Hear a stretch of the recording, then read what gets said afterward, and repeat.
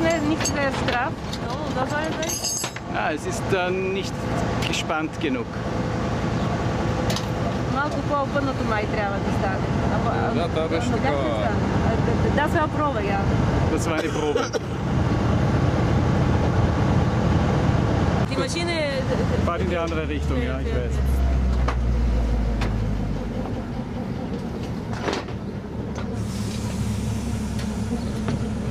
Този случай е настроен на 9 Ньютона, но ми го настроева един сервисушки и той гледа малко капилови. Те едно не разбира. Дайте, ето. Айде сега. Ти си горя. Още малко дай.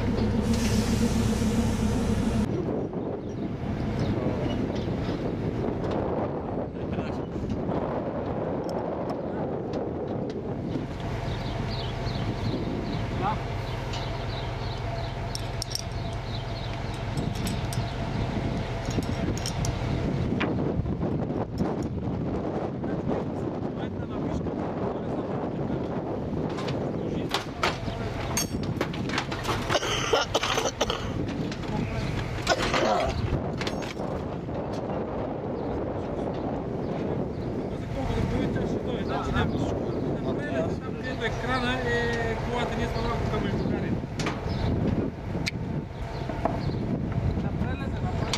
Напрелезе.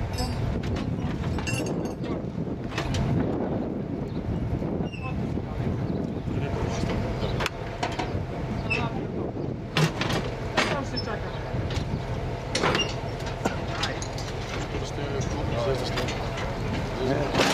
Добре.